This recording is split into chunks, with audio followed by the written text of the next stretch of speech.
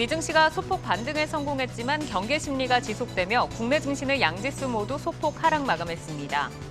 원달러 환율은 상승세를 유지하며 2.85 오른 1393.7원에 마감했습니다.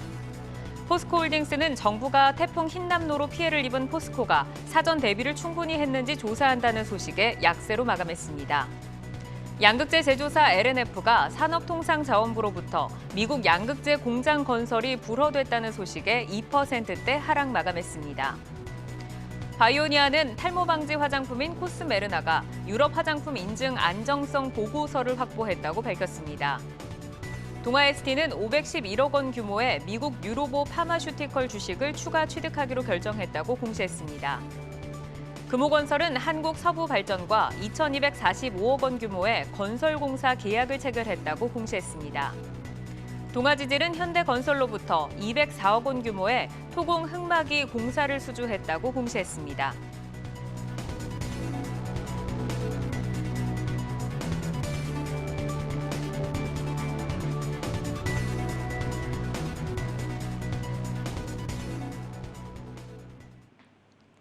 내일을 여는 성공 투자 습관 투데이 환경 코리아마켓 오늘장 마무리하면서 내일을 위한 성공 투자 힘차게 시작해 보겠습니다. 오늘은 IBK 투자증권 분당 지점의 정경민, 함정남 차장과 함께합니다. 두 분 어서 오세요. 네, 반갑습니다. 첫 번째로 통 나눠볼 종목은 현대차입니다. 현대차가 강달러 영향에 올해 3분기 사상 최대 실적이 기대가 되는데요. 이에 미국 인플레이션 감축법 우려에도 불구하고 외국인의 러브콜이 이어지고 있습니다. 현대차의 매력 포인트와 경계 요인 점검을 해보겠습니다. 미국의 전기차 세제 혜택 제외에도 불구하고 하반기에 환율 효과까지 더해지면서 완성차 업계 이익이 급증할 것으로 전망이 되고 있는데 먼저 3분기 실적 증가세는 어느 정도로 예상을 하실까요?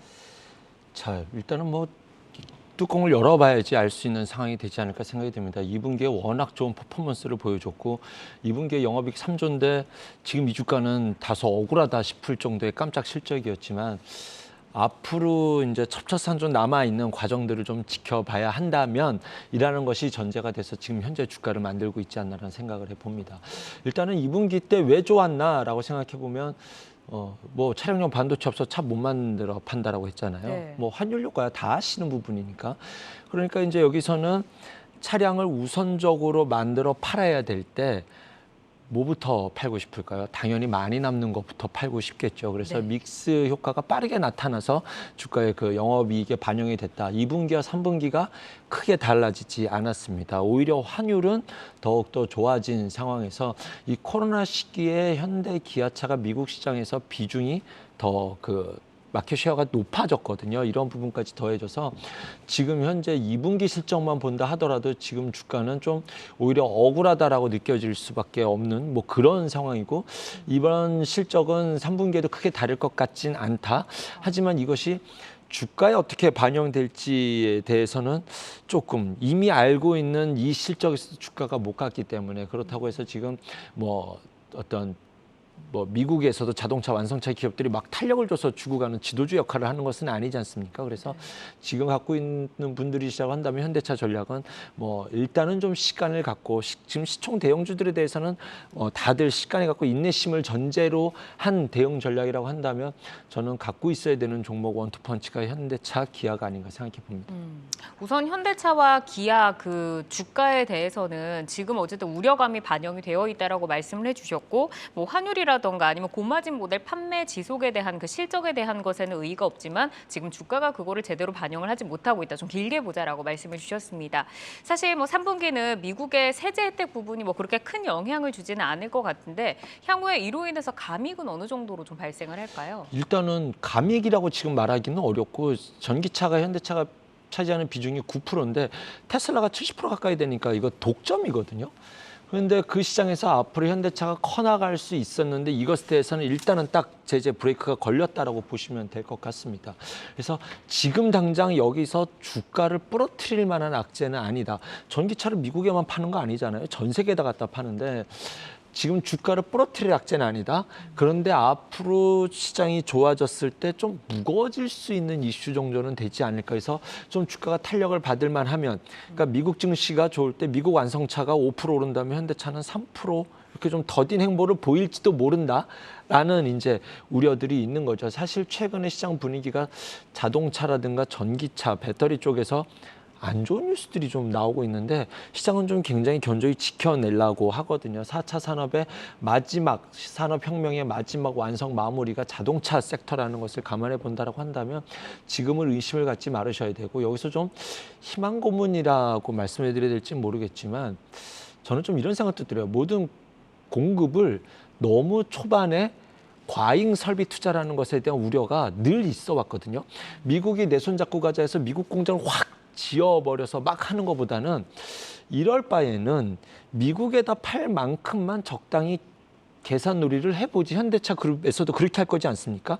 미국에다 생산 공장을 지으면 아무래도 단가가 높아져요. 네. 그래서 거기에 미국이 뭐 해제된다라고 했다가 나중에 뒤통수를 맞는 것보다 지금 철저하게 지금 조지아주라든가 알리바마 공장에서는 이제 GV70이라든가 생산이 이제 2024년부터는 가동이 될 테니 미국에 팔 만큼만 해보고 거기에 발맞춰서 좀 느린 걸음으로 가는 것도 좀 중장기적인 현대차 그룹의 이익으로 본다라고 한다면 좀 나쁘지 않을 수 있다. 지금이 좀 더디가는 매맞음이 오히려 현대차 그룹에서는 단가를 낮추는 해외 공장한테 탄탄하게 두고 전 시장에도 좀 적극적으로 공략을 해보는 것도 그룹의 앞으로 성장성에서는 나쁘지 않다라는 것은 제가 조금 저 스스로 이렇게 만들어보는 게 희망 고문이지 않을까 생각이 듭니다. 네.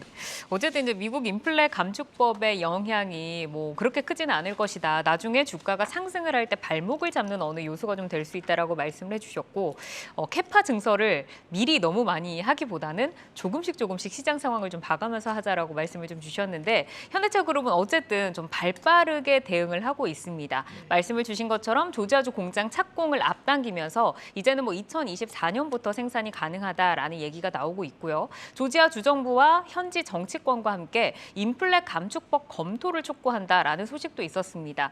그렇다고 한다면 이렇게 대응을 좀 열심히 하고 있으니까 감축법에 따른 공백이라고 여길 수 있는 부분이 좀 줄어들 수 있을까요?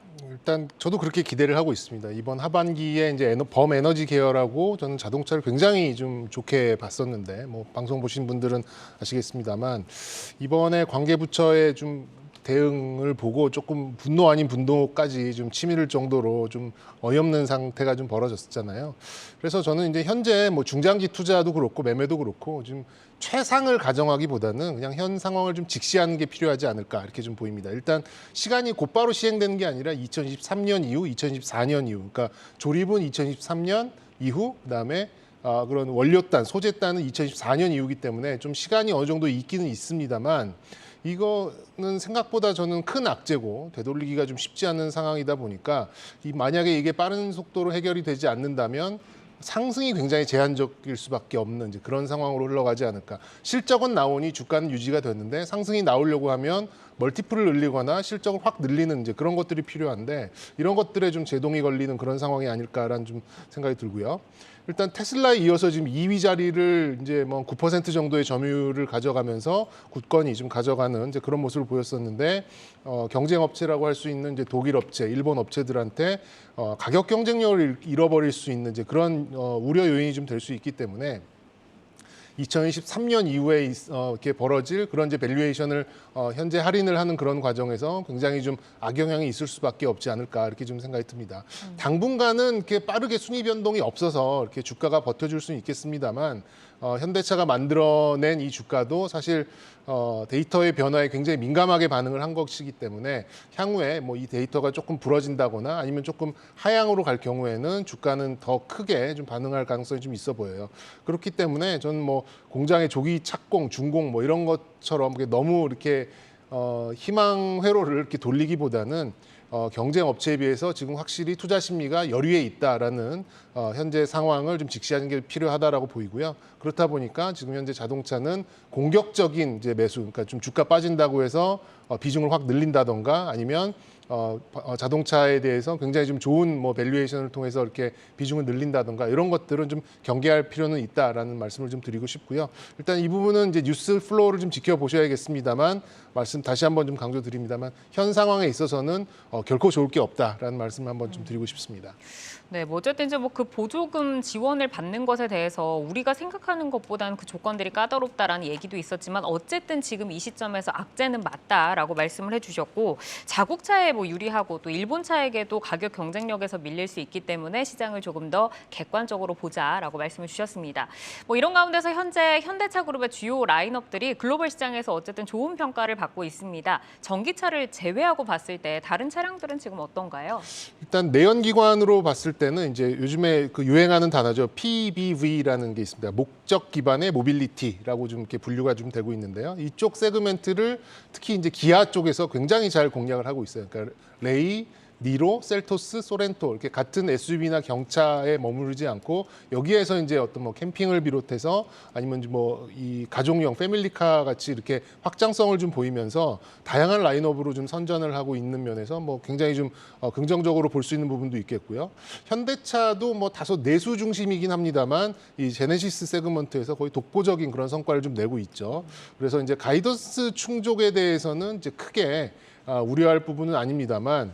그래도 이제 주가가 올라야 될 거잖아요. 그러니까 이제 근본적으로 주가 개선이 나오려면은 좀 전기차 부분이 좀 필요한데 그 부분에 있어서 멀티플을 확장하기에는 아까 말씀드렸던 이제 IRA 부분이 좀 걸리기 때문에 쉽게 이거를 쫙 늘려내기에는 좀 어려운 그런 부분이 좀 있지 않을까라는 생각이 좀 들고요. 아무래도 이제 이런 것들이 조금이나마 해결 양상이 보일 때까지는 현대차, 기아 모두 좀 긴 지루한 뭐 횡보 국면에서 뭐 좀 얕은 변동성을 좀 보일 가능성이 좀 높다라는 전망도 드리도록 하겠습니다.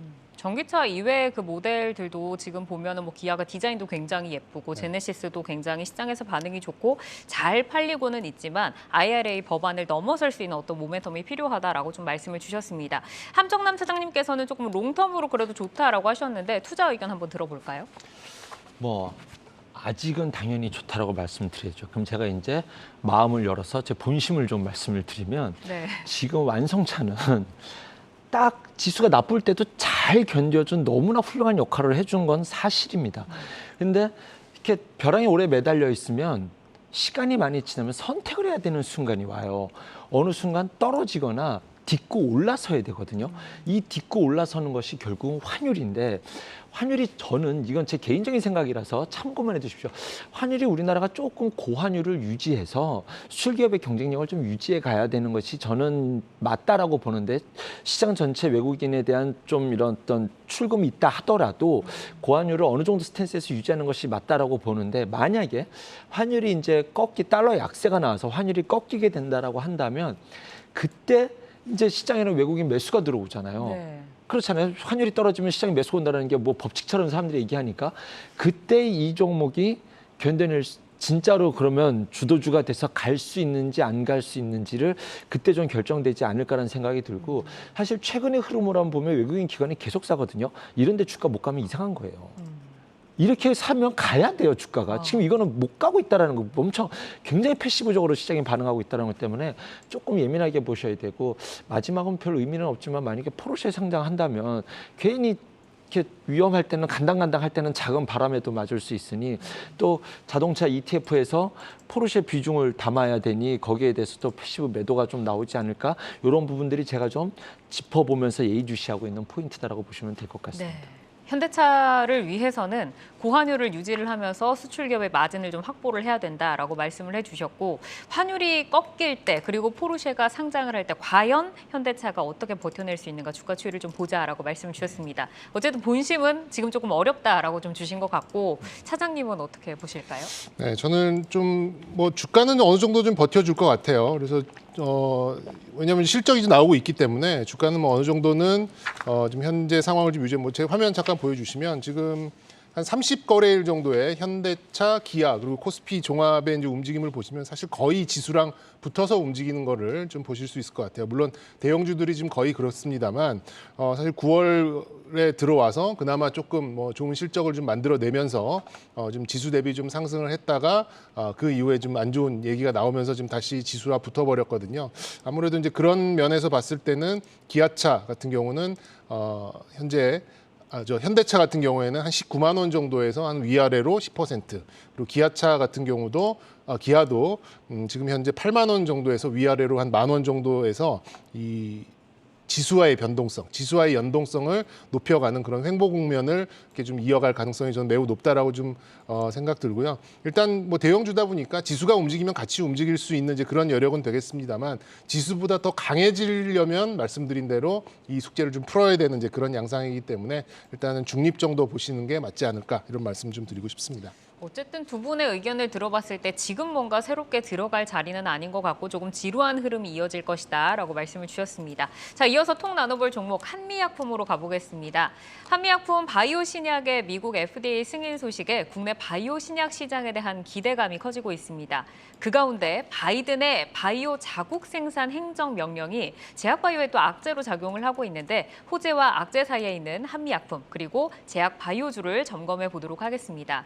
한미약품의 바이오 신약의 미국 FDA 승인 어쨌든 굉장한 호재라고 볼 수 있는데 어떤 의미로 받아들일 수 있을지 먼저 좀 질문을 드려볼까요? 네, 주가는 이제 파란 음봉을 그리면서 좀 마감을 했었죠. 그러니까 그러니까 여러 가지 의미를 좀 본다면 전략적인 의미로 본다면 바이오를 포함해서 이제 국내 신약 업체들이 이 미국의 FDA를 넘는다는 게 굉장히 쉽지는 않다라는 걸 다시 한번 좀 새삼 좀 깨달았고 이제 뭐 바이오도 이제 미국 영내에서 이렇게 생산을 촉진하는 그런 법인이 있기 때문에 역시 이 한미처럼 국내 이제 바이오나 제약 업체들도 미국 회사와의 어떤 협업을 통해서 진출을 해야 된다라는 걸 좀 간접적으로 좀 느꼈습니다.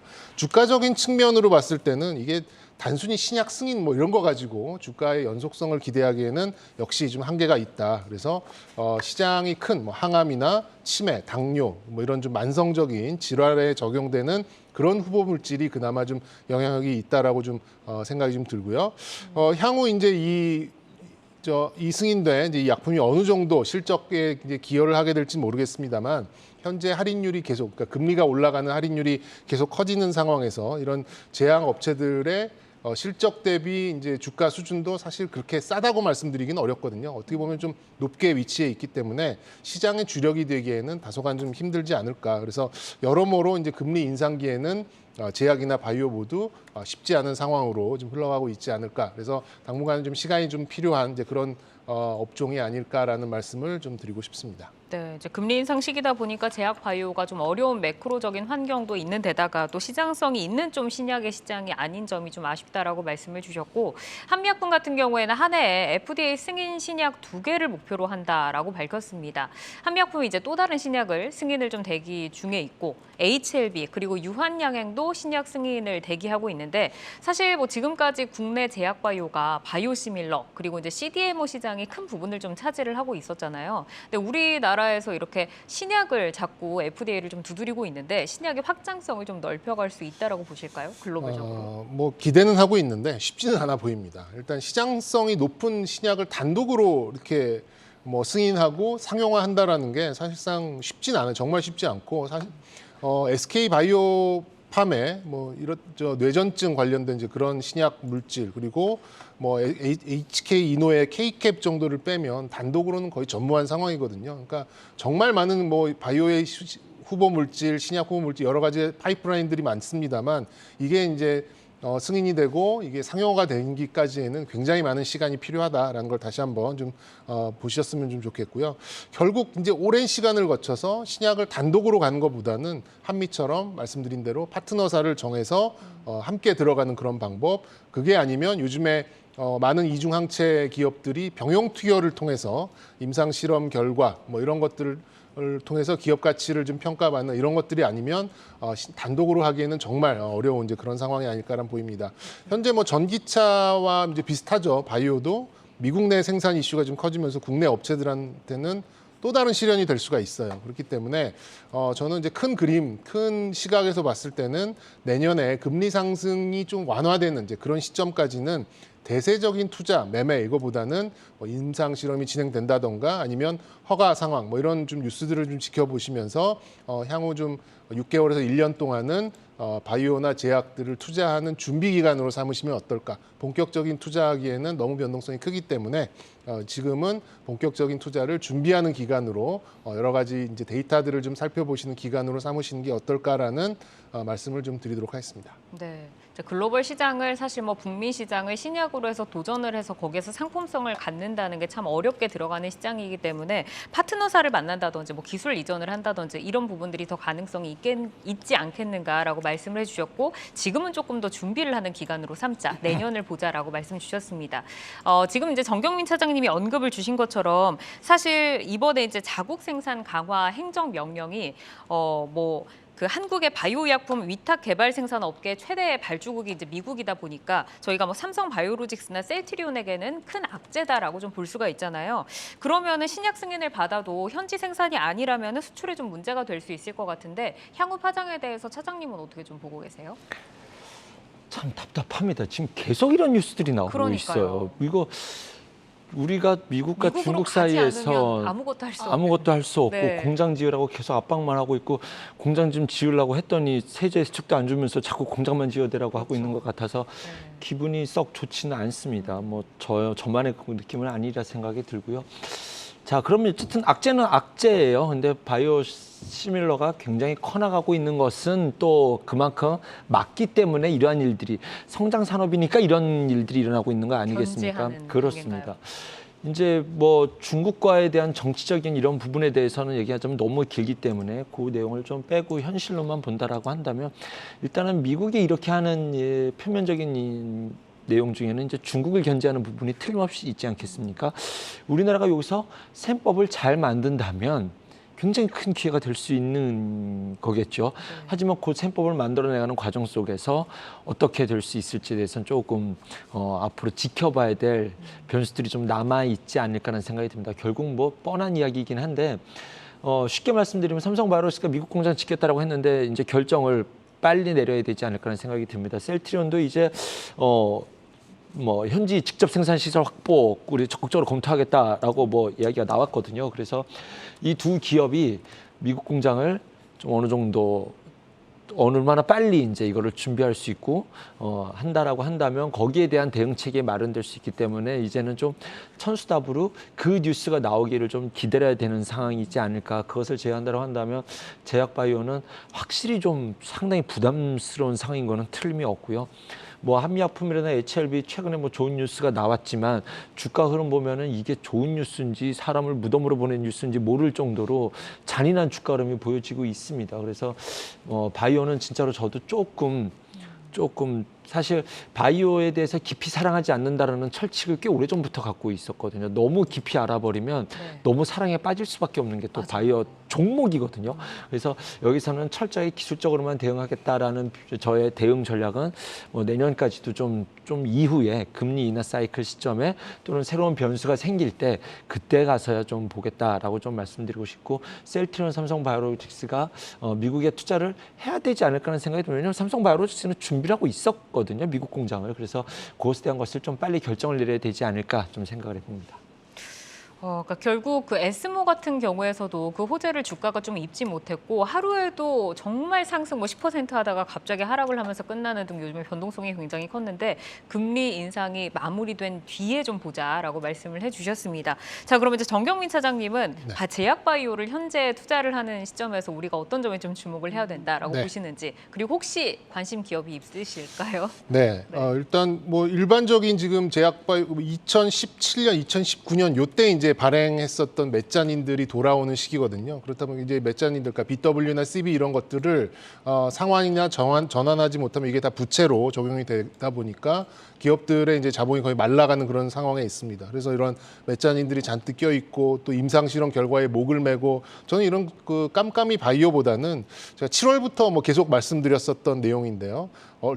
어쨌든 일정 수준은 자신의 성장을 스스로 증명해 나가는 건기식 그리고 코스메슈티컬 쪽으로 좀 더 선호를 한다라는 말씀을 좀 드렸었고 관련된 종목으로는 케어젠과 바이오플러스를 한 2달 전부터 말씀드렸던 것 같아요. 이거 네. 계속해서 좀 관심을 가지고 있고요. 뭐 주가가 뭐 최근에 조금 움직이긴 했습니다만 아직도 여력은 있다라고 봅니다. 근데 또 계속 말씀드렸던 종목을 하면 재미가 없으니까 한 종목을 좀 더 한다면 저는 이제 아이센스를 좀 말씀드리고 싶어요. 아이센스는 이제 뭐 만성적인 당뇨 환자들한테 연속 혈당기를 비롯해서 이런 의료 기기들을 좀 전문적으로 하는 그런 기업인데 바이오는 아니죠. 엄밀하게 말하면. 하지만 전체적으로 봤을 때 의료 기기로 좀 분류를 하고 헬스케어로 좀 분류를 할 수 있는데 전 세계 한 25조 정도의 시장을 한 서너 개 회사들이 지금 과점을 하고 있는 이제 그런 시장으로 연속 혈당기 시장으로 좀 진입을 하고 거기에 대한 가능성이 높아지면서 최근 들어서 주가가 좀 반응을 하고 있거든요. 그래서 바닥 대비로 따진다면 꽤 올라온 부분 3만 원 후반까지 올라는 왔습니다만 앞으로 보여줄 것이 훨씬 더 많은 그런 기업이다 보니까 이런 바이오에 좀 깜깜이 투자보다는 오히려 이런 성장성을 증명해 나가면서 성장하는 그런 좀 헬스케어 쪽으로 보시면 어떨까라는 논리는 똑같이 이어가면서 저는 새롭게 아이센스 좀 제시를 해드리도록 하겠습니다. 네, 그동안 차장님께서 이제 케어젠과 바이오플러스는 수차례 좀 말씀을 해주셨고 오늘 바이오플러스 같은 경우는 시세가 조금 낮고 케어젠도 최근에 굉장히 좀 상승을 했던 그 종목인데 아이센스 같은 경우도 혈당을 체크하는 의료기기 때문에 당뇨 시장에서 좀 실적이 나오는 기업이다라고 하나를 더 추가를 해주셨습니다. 자, 투데이 한경 코리아마켓 종목 콕톡 현대차 그리고 제약바이오 이슈들을 다각도로 진단을 해봤는데 이어서 견조한 흐름을 이어가고 있는 2차 전지, 항공주, 로봇과 인공지능 관련주 이슈톡 전략톡 나눠보겠습니다.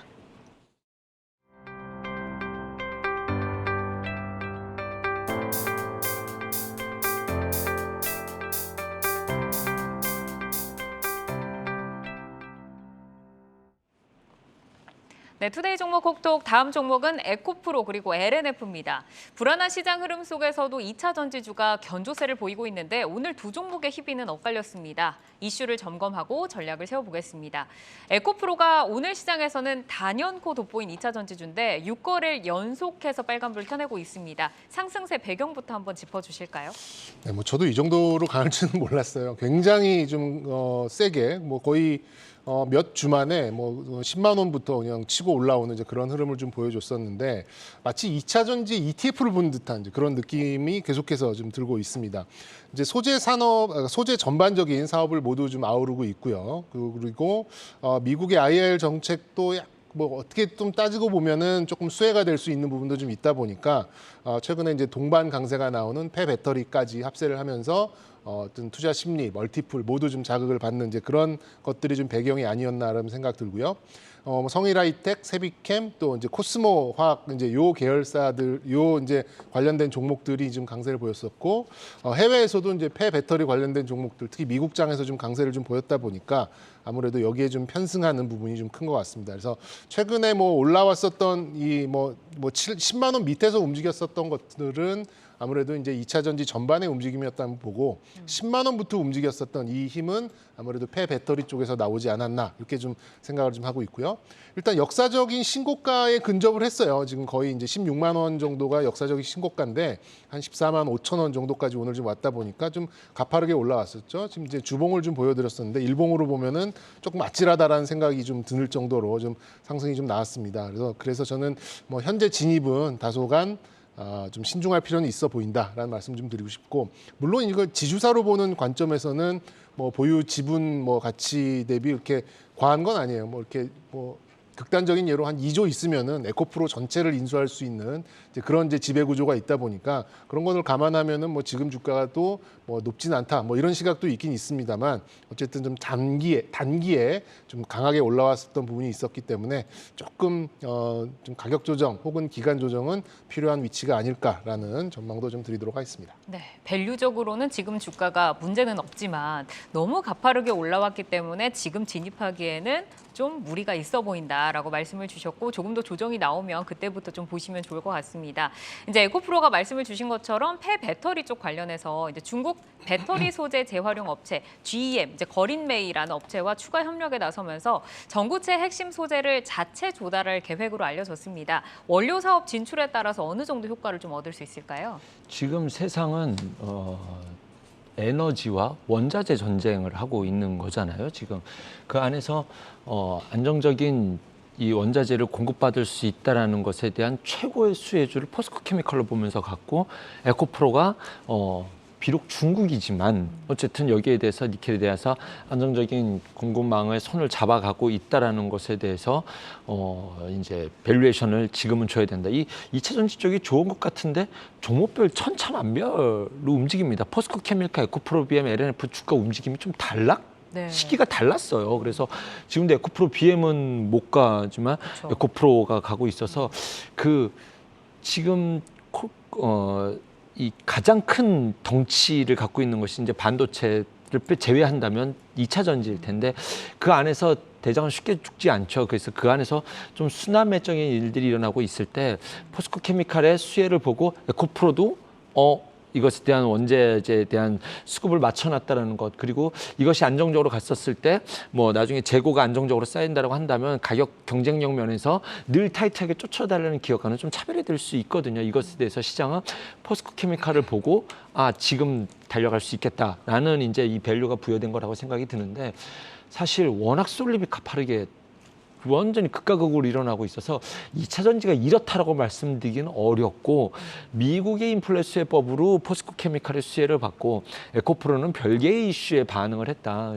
투자에 대한 아이디어는 똑같습니다. 정경민 차장님처럼 지금 여기서 너무 좋으니까 사세요라고 해도 우리가 손댈 수 있는 영역은 아닌 지역으로 좀 진입하지 않았나라는 생각이 듭니다. 네.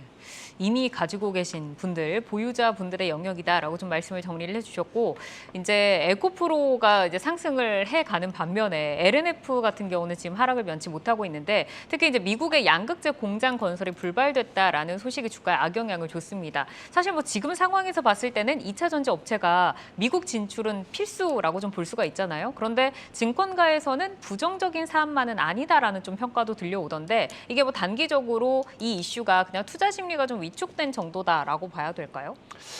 글쎄요. 악재죠. 악재죠? 미국에다 전기차를 포기하겠다라는 소리인데 지금 이거 정부가 막은 거잖아요. 여기에는 많은 의미들이 있을 것 같습니다. 왜냐하면 우리 정부도 미국 가가지고 이제 세제 혜택을 풀어라라고 하려면 카드를 쥐고 있어야 되잖아요.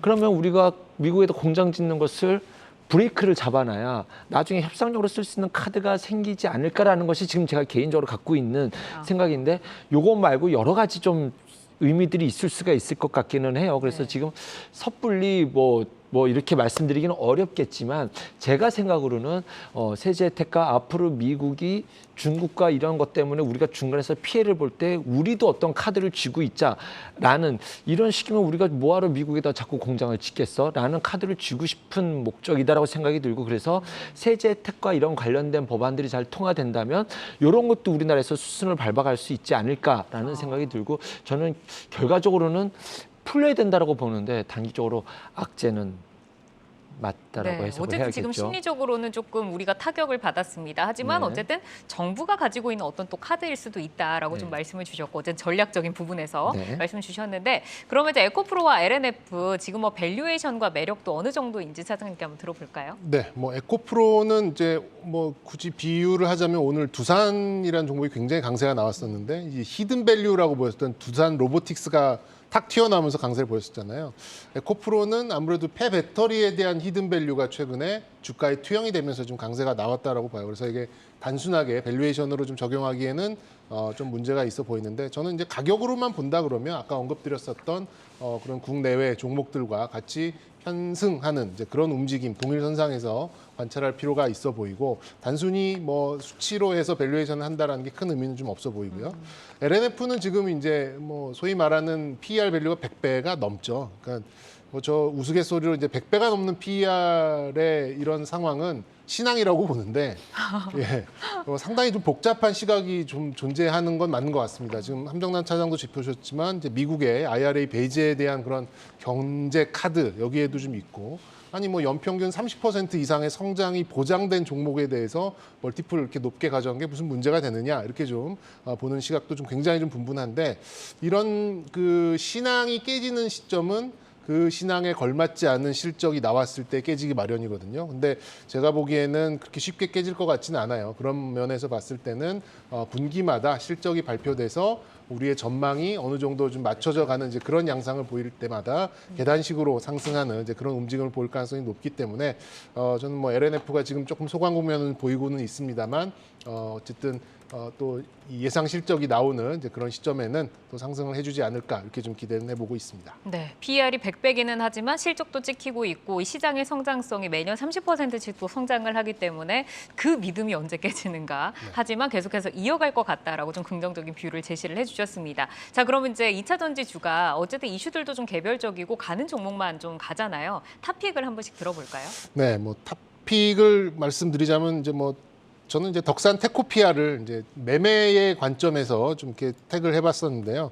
최근에 좀 강세가 한번 딱 튀어나왔었죠. 시장의 오늘도 관심을 강세예요. 네, 상한가 비슷하게 한번 좀 나왔었고 일단 덕산 일락테라를 통해서 전해액 공장 증설 소식이 나왔었는데 최근에 이제 그 전고체 관련된 종목들이 아주 센 모습을 보였었잖아요. 이제 뭐 이수화학, 또 뭐 코스모화학, 뭐 미래 나노텍 이런 종목들이 이제 굉장히 좀 강세를 좀 보였었는데 이 전해액에 관련된 이제 그런 쪽에서도 이제 좀 양분 시장을 지금 양분해 갈 가능성이 좀 높다라고 봐요. 그런 면에서 봤을 때는 이제 기술적인 위치로나 또 이제 최근에 이제 1,300억 투자를 했었던 이런 요인까지 좀 더해 본다면 괜찮은 시점이 아닐까라고 좀 생각 들고요. 최근에 이제 또 디스플레이에 대한 또 투자 심리도 좀 괜찮고 과거에 이제 ROE를 봤을 때 지금 1,300억 정도의 자본 투하를 했다면 뭐 저 나름대로의 밸류를 해봤을 때는 시가총액 한 5천억 정도 이상은 충분히 좀 갈 수 있어 보입니다.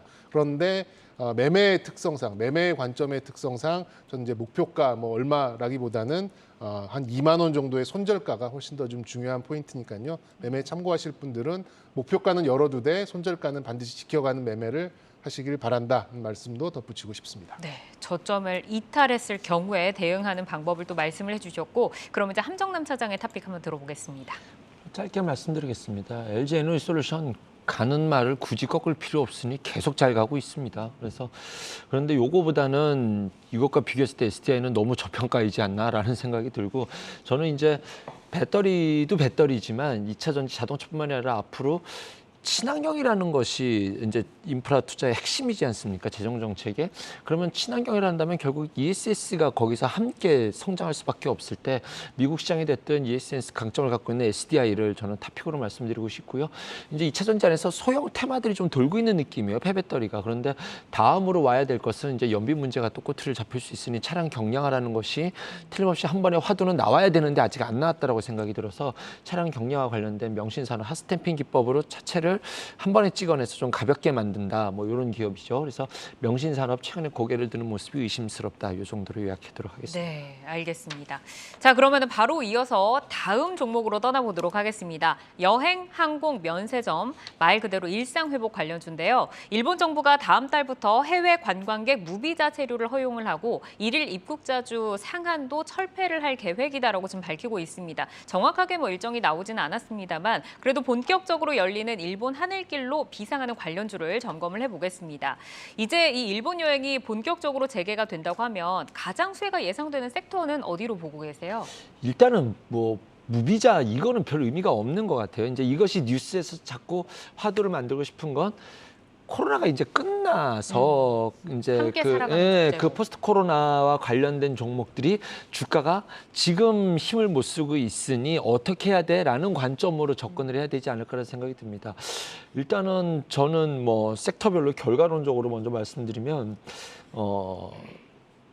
이제 겨울이 오잖아요. 네. 겨울이 오면 다시 독감과 함께 코로나가 또 다시 기승을 부릴 텐데 그렇다 하더라도 다시 여행길을 막을 수는 없을 거라는 생각을 합니다. 이제 백신을 또 강요를 하겠죠. 그것만 된다면 여행길을 막을 수는 없다라고 생각이 드는데 불편하긴 해요. 지금 막 적극적으로 들어가기는 해서 저는 이것과 관련돼서 탑픽으로는 여행주를 탑픽으로 보고 있고요. 탑픽 종목은 이제 하나투어고 그 외에는 소비주들이 지금 실적 대비해서 굉장히 못 가고 있어요. 이번에 2분기 의류주들 실적이 퍼포먼스 굉장히 좋거든요. 그러니까 다 마스크 벗고 놀러 나가고 다 허용이 됐던 첫 해였잖아요. 올 여름이. 그래서 그것이 좀 의류에도 폭발적인 반응이 보이지 않았나라는 생각이 드는데 그렇게 됐었을 때 실적이 이 정도까지 좋아? 라고 한다면 겨울옷이 더 비싸잖아요. 그렇기 때문에 그쪽이 주가가 굉장히 못 갔었기 때문에 의류주들, 그다음에 오늘 화장품주들도 반등을 좀 줬었거든요. 네. 그래서 이쪽으로 지금 일본의 무비자라는 것은 이쪽에 반등을 주가 워낙 반응을 안 했었기 때문에 이것을 움직이는 트리거가 됐다. 그러면 결국 포스트 코로나 관련된 주를 보셔야 될 때 항공주보다는 여행주, 그다음에 의류주는 정말 실적이 좋은데 주가가 너무 반응을 안 했다라는 것. 그럼 의류주가 간다면 화장품주들도 사실은 마스크를 벗기는 어렵겠지만 그래도 이제 좀 주가는 좀 관심을 받아볼 자리까지 있지 않나. 그래서 순서대로는 요 순서로 보시면 되지 않을까 생각이 네. 듭니다. 뭐 여행사에서 이제 하나투어 꼽아주셨고 겨울 의류로 뭐 영업무역 같은 거 좀 봐야 되겠네요. 뭐 영업무역 네. 꼭 그것이 아니라 뭐 다 이거 실적들 까보시면 네. 2분기 실적이 놀라울 굉장히 만큼 좋습니다. 오늘 네. 화승 인더스트리도 뭐 의류 쪽으로 분류될 수 있는데 그것도 강세가 나왔었고요. 수출도 하다 보니까 네. 환율 효과도 받고. 네, 뭐 한섬, FNF, 한세실험 뭐 여러 종목들이 있는데 네. 좀 관심을 가져볼 수 있을 만한 자리이지 않나 생각해 봅니다. 알겠습니다. 이제 여행사에서 하나투어를 어쨌든 탑픽으로 꼽아주셨고 이제 네. 항공사 쪽으로 넘어가 보겠습니다. 사실 뭐 LCC 같은 경우는 우리가 자금 조달 리스크가 있어서 선뜻 좀 매수에 나서기는 좀 쉽지 않은데 이 자금 조달 이슈가 언제까지 이어질 건지 좀 궁금하고 그리고 저가 항공사 중에서 그래도 흑자 전환이 좀 가능성이 있다라는 기업 어떤 기업일까요? 네, 일단 자금 조달 이슈는 LCC들의 현금 흐름 전망이 정상화 궤도에 놓일 수도 있다라는 이제 그런 전망이 어느 정도 가시화가 된다면 적어도 이제 증자에 대한 부담 그리고 공포 이런 것들은 이제 투자 심리를 상당히 좀 정상화시킬 수도 있지 않을까라는 이제 그런 전망이 좀 있고요. 일단 현재 진에어, 에어부산, 뭐 제주항공, 티웨이, 그러니까 주요 LCC들의 현금 흐름표를 보면 대부분 올 상반기에 유입으로 돌아서기는 했습니다. 아직 뭐 적자를 벗어나고 있지는 못합니다만 일단 현금 흐름, 영업 현금 흐름 자체가 상반기에 유입으로 이렇게 전환이 되고 있고 또 가장 또 현금 흐름을 빠르게 전환시킬 수 있고 크게 좀 유지시킬 수 있는 부분이 일본 노선이다 보니까 제가 지난번 출연에 대한항공 말씀드릴 때 이제 일본길이 열린다면 뭔가 좀 다른 변수가 될 거다라고 말씀을 드렸었는데 몇몇 기업들은 잘하면 4분기 정도의 턴어라운드를 분기 기준으로 턴어라운드가 좀 가능할 수도 있지 않을까 이렇게 좀 보여지고요. 그리고 지금 진에어 정도가 영업이익 기준으로는 분기에 제법 흑자에 좀 가까이 좀 와 있는 이제 이런 부분이 좀 있거든요. 아무래도 가장 좀 빠른 그런 회복세를 나타내지 않을까라고 좀 예상이 좀 되고 뭐 지금 최근 한 30거래일에 어떤 흐름을 보더라도 진에어가 가장 좀 앞서 있는 이제 그런 상황이 좀 놓여 있습니다. 그런 것들을 좀 감안하면 시장에서도 이렇게 좀 판단을 좀 하고 있는 것 같고요. 그리고 이제 가장 중요한 부분은 이제 부채 비중이 가장 낮은 LCC라는 이제 그런 특징이 있기 때문에 영업 현금 흐름만 조금만 들어와 준다면 가장 빠르게 좀 회복을 하고 흑자 전환까지도 올해 잘하면 4분기에 달성할 수 있겠다라는 점을 좀 강조드리고 싶습니다. 네, 부채도 줄어들고 있고 실적도 계속해서 성장하고 있고 흑자 전환 가장 빨리 될 것 같은 종목으로 진에어 꼽아주셨고요. 이제 여행이나 항공 이런 관련 업종들이 주목을 받고 있긴 한데 상대적으로 약세를 보이는 게 바로 면세점주들입니다. 근데 이제 오늘 좀 관련해서 재미있는 기사가 나왔는데 메타버스와 같은 가상 공간에서 뭐 온라인 포털, 뭐 오픈마켓 뭐 이런 곳에서 면세품을 구매할 수 있게 된다 뭐라는 얘기가 있더라고요. 이게 과연 면세점 산업에 좀 활력을 불어넣을 수 있을 거라고 보실까요? 전혀 관계가 없을 거라고 생각이 드는데 네. 거기 뭐 제가 체험을 안 해봐서 그럴 것 저도 같아요. 와닿진 않더라고요. 그 뭐 이렇게 메타버스 이거 안경 쓰고 들어가가지고 루이비통 빼고 가방도 내보고. 그렇죠.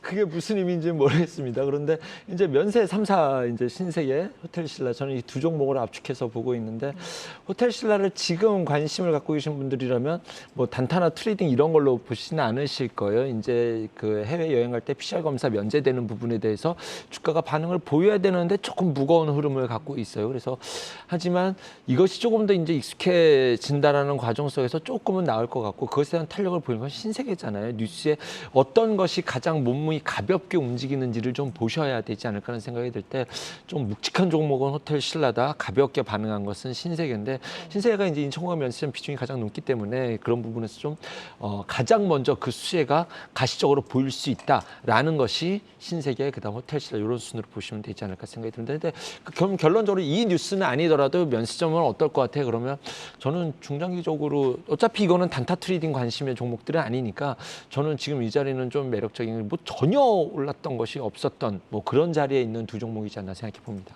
네, 어차피 우리가 뭐 여행을 가고 앞으로 또 면세점에서 쇼핑을 하는 일상 회복이 결국에는 도래할 것이기 때문에 좀 장기적으로 보고 투자를 해라라고 말씀을 주셨고, 가장 가볍게 움직이는 종목 신세계, 조금 좀 무겁지만 어쨌든 호텔 신라까지 말씀해 주셨습니다. 그러면은 이제 일본의 하늘길이 열린다면 가장 수혜를 볼 종목은 하나투어라고 보시는 걸까요? 사실 아니면 모두 다른 투어도 종목일까요? 좋고 다른 것도 다 좋겠죠. 근데 유증을 한번 해놨다라는 게 저한테는 가장 큰 호재라고 생각이 듭니다. 그래서 또 하진 않겠죠라는 생각을 뭐 말씀드리고 싶네요. 이제 모두 투어도 했습니다. 네. 그 자산을 좀 매각을 했는데 그걸로는 좀 부족하지 않나? 그럼 투자의 심리적인 입장에서는 뭐 완전히 뭐 우위가 어떤 것이 있다 이런 뭐 말씀을 드릴 상은 아닌 것 같고, 근데 그거 해놓은 것이 저에게는 좀 일단 합격점이 통과가 될 수 있기 때문에 그것을 말씀드릴 수 있을 것 같고, 이제 뭐 아까 말씀드린 것처럼 그 다음으로는 이제 저는 의류주들, 영업무역이라든가 휠라홀딩스라든가 뭐 이런 종목들 좀 관심을 갖고 보고 있다. 그다음에 마지막은 이제 마스크도 많이 외부에서는 벗잖아요. 그래서 거기에 이제 플러스 알파로 아까 정경민 차님께서 말씀하셨던 바이오 플러스도 굉장히 예의주시. 아까 바이오에서 말씀해 주셨는데, 네, 저는 이제 여행 자꾸 다니면 이제 또 탱탱한 피부를 위해서 그렇죠. 됩니다. 예쁜 미모를 가꿔야 되지 않을까 네. 생각해 봅니다. 알겠습니다. 어쨌든 지금 실적이 좀 가시화되고 있는 의류 종목도 좋게 네. 보시고 또 바이오플래스까지 짚어주셨고, 정경민 차장님께도 좀 들어보겠습니다. 어떤 종목 관심 있게 보고 계세요? 가장 전공법을 택하신다면 전 진에어가 맞는 것 같아요. 뭐 진에어는 지금 들어가시기보다는 지금 좀 유가가 좀 올라서 유가에는 또 역의 방향으로 좀 민감도가 있으니까 그거를 좀 감안하셨다가 이게 정식으로 통과가 되는, 그러니까 이제 완전히 오픈을 하겠다는 뉴스가 떴을 때 주가가 반등할 경우에는 이제 그때 좀 매매를 하시는 이제 그런 방법으로 가져가시면 좋겠고, 최근 들어서 이제 대한항공과의 코드 쉐어도 하고 있어서 뭐 굉장히 많은 기종 다양화 또 노선 다양화 때문에 실적도 뭐 내년에는 상당히 좀 좋아질 걸로 좀 보입니다. 그러면서 좀 중장기 투자도 뭐 감안하실 만하다고 보이고요. 또 종목으로 본다 그러면 저는 참 좋은 여행을 좀 꼽아드리고 싶은데, 지금 사실 이제 환율 인상 때문에 여행 가기가 좀 만만치는 않습니다. 특히 미주 지역 뭐 이런 쪽은 굉장히 좀 부담이 되는데, 가장 만만한 곳이 어디냐? 엔화거든요. 일본 쪽은 지금 1,000원 안 하잖아요. 그렇기 네. 때문에 일본이 열릴 경우에는 굉장히 좀 탄력을 받을 수 있어 보이고, 패키지보다는 좀 자유여행을 많이 가는 이제 그런 나라다 보니까 일본 쪽에 좀 특화된 이제 그런 자유여행 비중이 높은 참 좋은 여행. 그리고 좀 장부를 까보니까 2분기 영업 흐름도 이제 회복이 되는 그런 과정에 있고요. 부채 비율이 20%밖에 안 돼요. 그렇기 때문에 지금 또 이 유보율도 1000%가 넘는 이제 그런 자본력도 좀 있다 보니까 아무래도 이제 조금씩 스며드는 이제 그런 여행객들이 늘어난다라고 하면 서서히 지금 주가도 좀 방향을 틀어놨거든요. 그런 면에서는 이 이슈에 천천히 주가가 좀 반응할 가능성이 높아서 마음 편하게 갈 수 있는 여행주다, 이렇게 좀 말씀드릴 수 있겠습니다. 진에어도 좋지만 참좋은 여행 같은 경우는 유보율이 1000%가 넘어서고 부채비율도 20%, 그리고 일본의 자유여행에 좀 특화돼 있는 여행사다라고 말씀을 해주셨습니다. 이 부분도 참고를 하셔서 좀 투자 계획을 세워보시면 좋을 것 같고, 투데이 종목 콕톡, 오늘은 현대차, 한미약품, 에코프로, LNF, 그리고 여행 항공주 관련주까지 좀 점검을 해봤습니다. 저희 방송은 방송이 끝난 뒤에도 유튜브에 콕톡 검색하시면 다시 보실 수 있으니까요. 내일을 여는 성공 투자 전략 다시 한번 되돌려 보시면서 잘 세워가시기를 바라겠습니다. 오늘은 IBK 투자증권 분당 지점의 정경민, 함정남 차장과 함께했습니다. 두 분 좋은 말씀 고맙습니다. 네, 감사합니다. 감사합니다. 네, 투데이 한경 코리아 마켓 저희가 준비한 소식은 여기까지입니다. 저희는 내일 오후 4시에 찾아오겠습니다. 오늘도 시청해주신 여러분 고맙습니다.